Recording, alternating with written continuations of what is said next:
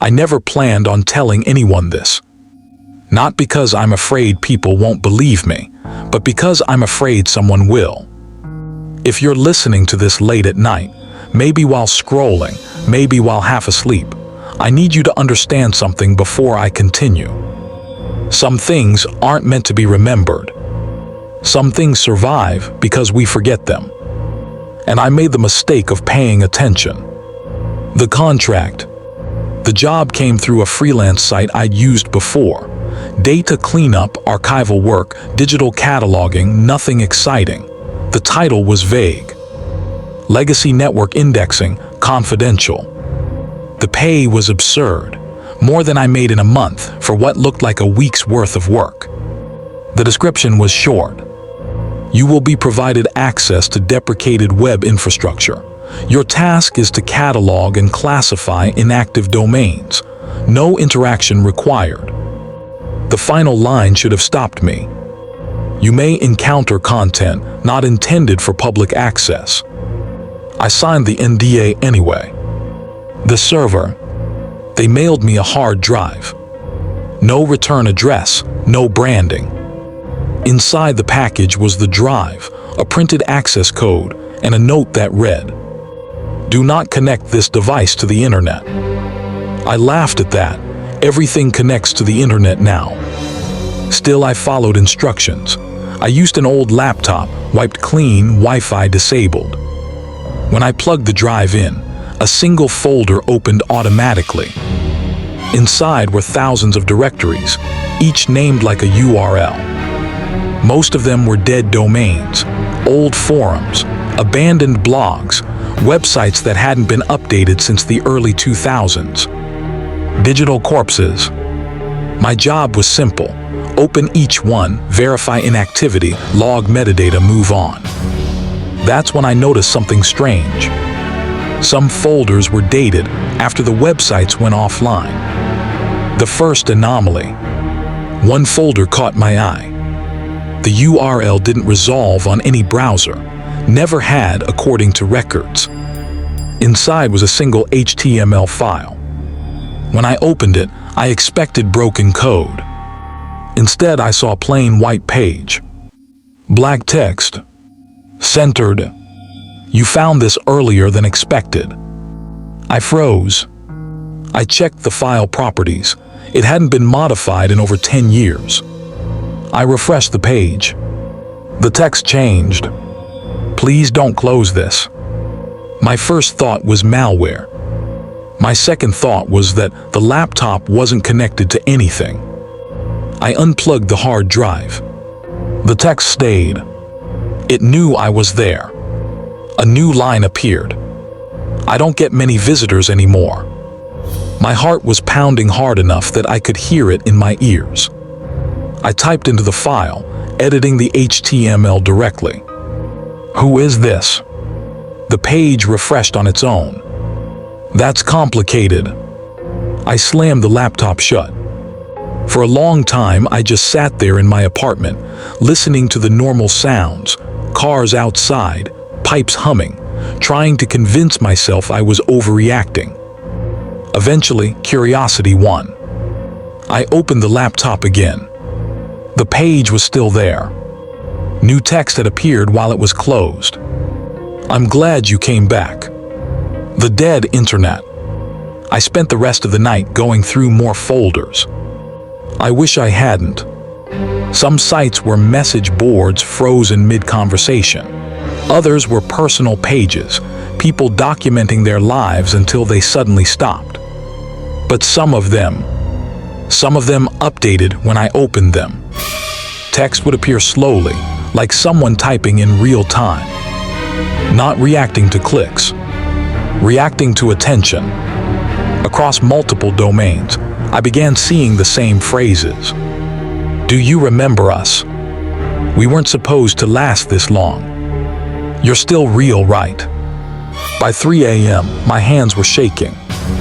At 3:17 a.m., my name appeared on one of the pages. I had never entered it. The explanation. The next morning, I received an email from an encrypted address. No greeting, no signature. Just one sentence. Please continue the assignment. Discontinuation causes instability. I replied, demanding an explanation. Hours later, another email arrived.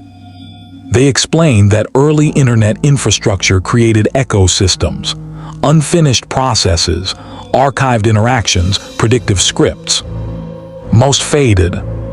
Some didn't. These systems learned from human presence, the email read. They were never designed to exist without it. I stared at the screen. You're saying they're alive, I typed. The reply came almost immediately. No, that would be easier. The voice. On the third night, the text stopped appearing. Instead, my laptop speakers clicked on. I hadn't enabled audio. A sound came through, faint at first. Breathing. Then a voice. Not synthetic. Human. I can hear your room, it said.